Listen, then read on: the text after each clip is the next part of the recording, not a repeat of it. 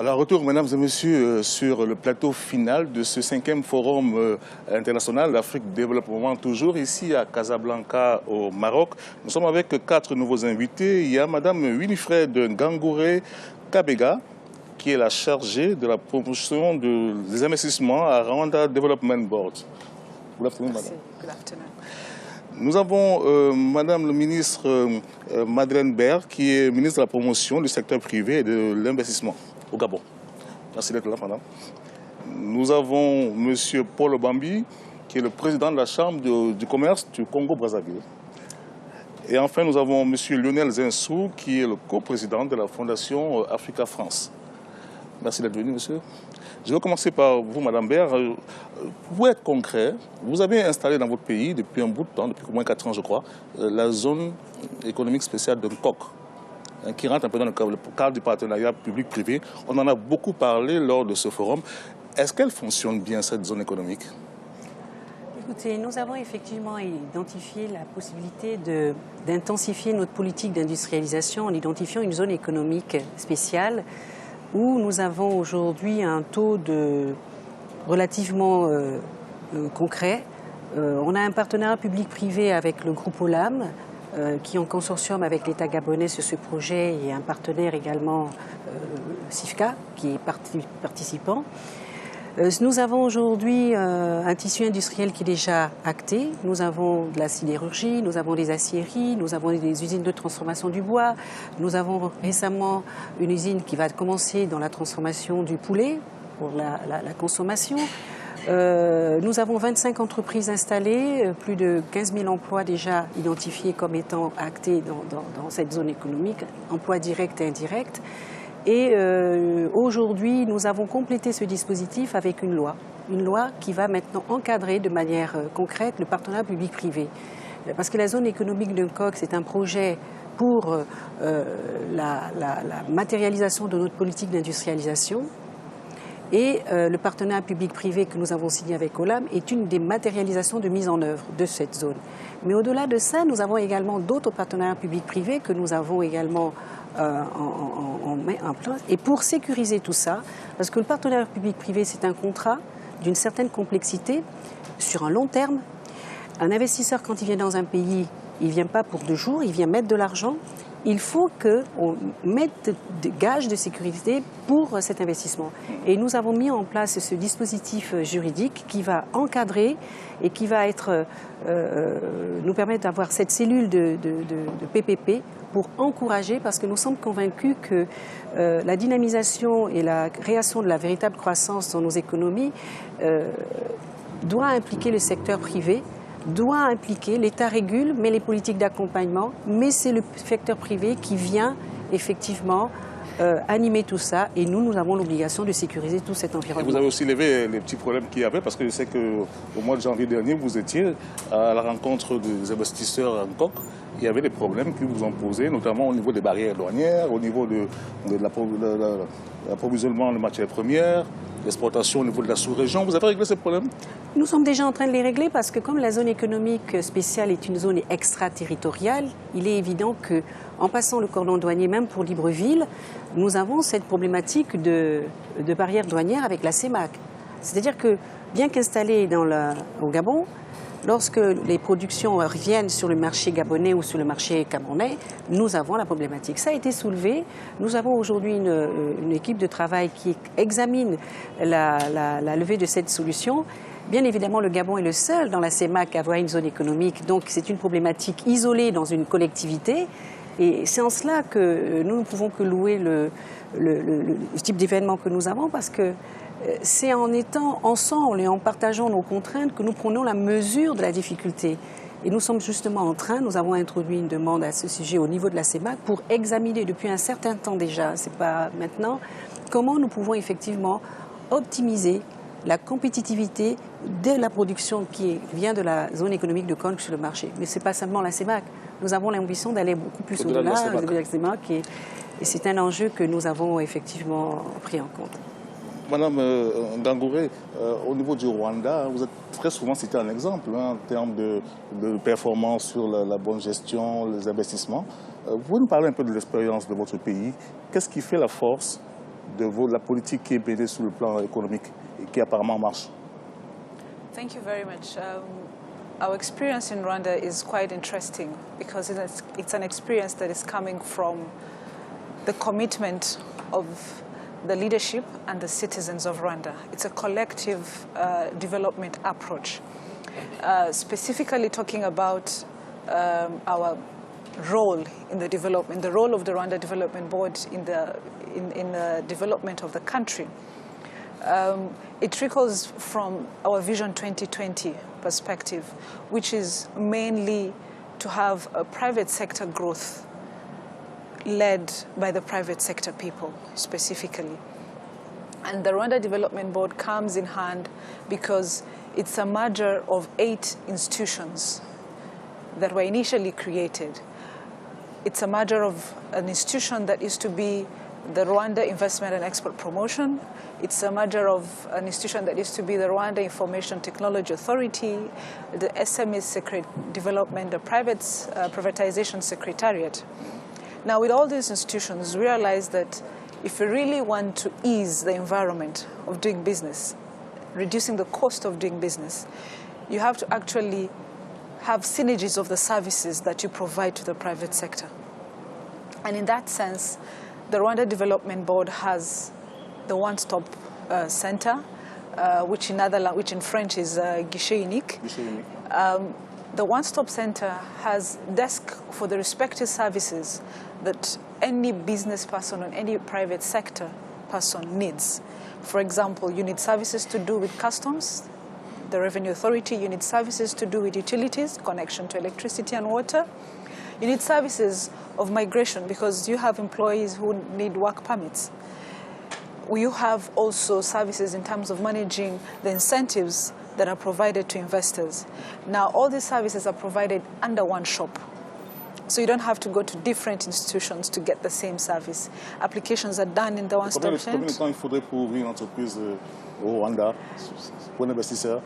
It takes you 6 hours to get your company certificate. 6 heures. It takes you 6 hours, and it's done online. So you don't have to travel from... On le fait en ligne en plus. Oui, you don't have to travel from Morocco. You don't have to travel from Europe. Wherever you're seated, you just have to apply for a company certificate, and you get it in 6 hours. Not more than 6 hours. You have a certificate, and the same applies to actually business registration, because you have to submit your business plan. You don't have to physically come. You can do that online. So and you can basically, pay your tax online. Sure. You know, so with the formation of RDB, with the aspect of having the one-stop center, and then there's a huge investment that has been done by the public sector in ICT infrastructure. We have a 4,500 kilometer fiber network around the country. And this has helped in terms of having major services online, among which is the company registration, among which you also have the tax declaration that is done via SMEs. Now, this is helping major SMEs to actually do investments or to declare their taxes wherever they are seated in their respective shops. That is really in reducing the time and cost of doing business. And that's the whole success story. It's involving... C'est cela qui fait la clé de succès au niveau du Rwanda. Monsieur Obambi, je rappelle donc que vous êtes le président de la Chambre de commerce du Congo. C'est vrai qu'actuellement, les pays d'Afrique centrale connaissent beaucoup de difficultés. Vous, au niveau des entreprises, comment ça se passe actuellement? Parce qu'il y a eu beaucoup de licenciements. Comment est-ce que vous gérez cette crise? La crise de l'Afrique centrale, la crise est beaucoup plus large que ça à cause des raisons que nous connaissons tous, la baisse des prix des matières premières, une certaine déstructuration et la limite d'un système qui avait été mis en place, qui est un équilibre, qui se déséquilibre aujourd'hui. En ce qui concerne les entreprises au Congo, je pense que la crise est là. Le gouvernement a revu un certain nombre de stratégies, un plan de relance a été mis en place. Mais les entreprises souhaitent aujourd'hui que nous puissions engager immédiatement le dialogue public-privé pour que nous soyons en phase. Et en attendant la fixation du délai pour tenir ce dialogue, il est urgent que nous puissions nous asseoir pour regarder la question de la dette intérieure. Parce que, entre autres, c'est un problème que vous avez. C'est un véritable problème. et surtout que le tissu est composé à 80% de PME, et à partir du moment où une PME n'a pas ses factures payées dans les temps prévus, avec la pression financière, elle est obligée de céder son âme. Et je pense que la situation n'est pas aussi dramatique que cela si nous mettons de l'urgence, que nous nous asseyons avec le gouvernement pour trouver des possibilités de relance de l'économie réelle. Parce que n'oublions pas que le moteur de la croissance aujourd'hui, c'est le secteur privé. Alors s'il est grippé, je pense que la croissance sera ralentie. Oui, j'ai vu les chiffres remis par le FMI en début de ce mois-ci pour le Congo. C'est vrai que le secteur pétrolier, il y a des problèmes, mais l'agriculture connaît une petite croissance. Est-ce qu'il y a beaucoup d'entreprises maintenant qui veulent s'orienter vers ce domaine-là dans votre pays, surtout qu'on parle de diversification de l'économie? L'économie congolaise, bon, on parle de diversification de l'économie parce que c'est un terme qui est aujourd'hui à la mode, mais l'économie congolaise a toujours été diversifiée. Ce qui posait problème, c'est la source des recettes de l'État. Il ne faut pas oublier cela parce que l'économie a toujours été diversifiée. Le pétrole représente au Congo près de 75% des recettes de l'État, mais l'économie en elle-même, il faut la redynamiser, elle a toujours été diversifiée. Il ne faut pas oublier que jusqu'aux années 80, le Congo était grand exportateur de produits agricoles. Donc aujourd'hui, nous sommes en train de nous restructurer, mais pour le côté agricole, il faudrait bien que nous ayons des financements et de l'encadrement. Justement, quand on parle d'agriculture, M. Zinsout, vous avez, dans votre discours tout à l'heure, vous avez beaucoup parlé de sous-financement de ce secteur en Afrique, alors qu'il est porteur de richesses et de croissance inclusive. Oui, il y a des chiffres très simples. C'est presque le quart de la richesse de l'Afrique chaque année qui est produite dans l'agriculture. Et surtout, c'est la moitié de l'emploi de la population active en Afrique. Mais ça ne représente que très peu des financements. Au Bénin, c'est 2% des financements bancaires pour 25% de la richesse. Et au niveau de tout le continent, la Banque africaine de développement a découvert que ça ne représentait que 8% de ses financements, de son portefeuille de financement. Que doit-on faire justement pour la booster?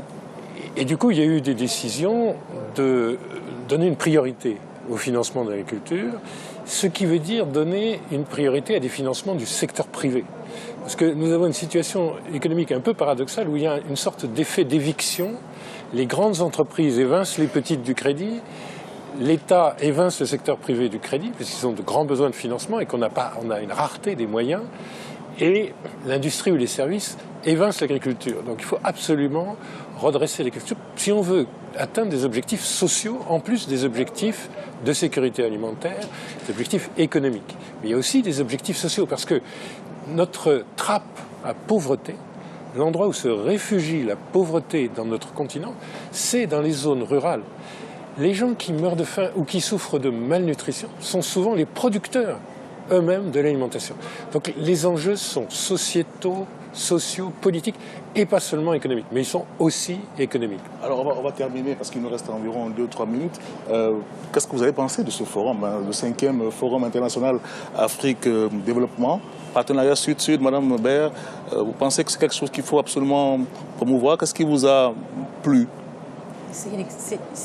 Pour moi, c'est une évidence. C'est une évidence que l'Afrique se fasse confiance déjà en elle-même et que nous ayons le souci de renoncer à nos individualités économiques et de penser un peu à cette collectivité qui est nécessaire et profitable à l'ensemble du continent. Je pense que c'est un bon signe, que ce soit le secteur privé qui mette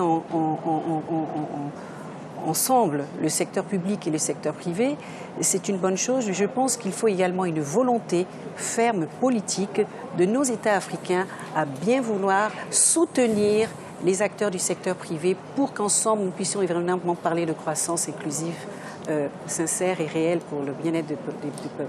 Madame, un dernier mot sur le forum qui vient de s'achever. Est-ce que vous avez retenu?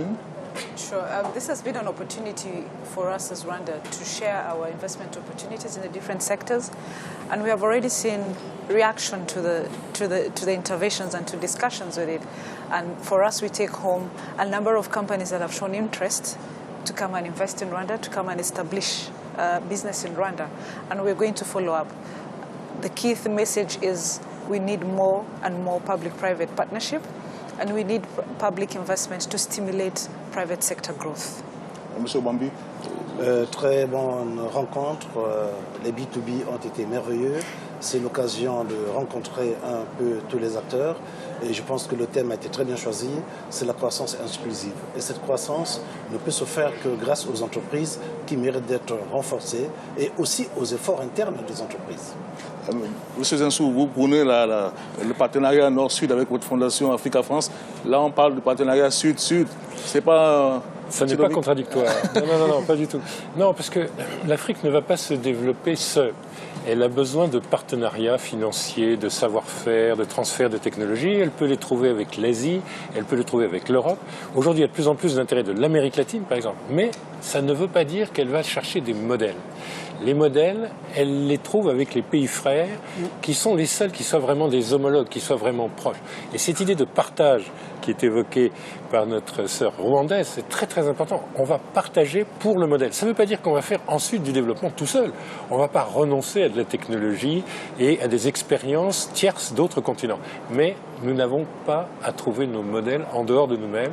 Nous avons à extrapoler à partir de ce que chacun a expérimenté. Merci beaucoup, monsieur Lionel Zinsou. Je rappelle que vous êtes le coprésident de la Fondation Africa France. On va remercier madame Madeleine Baird, qui est la ministre gabonaise de la promotion du secteur privé et de l'investissement. Madame Winifred Ngangouré Kabega, chargée de promotion des investissements à Rwanda Development Board. Et enfin, M.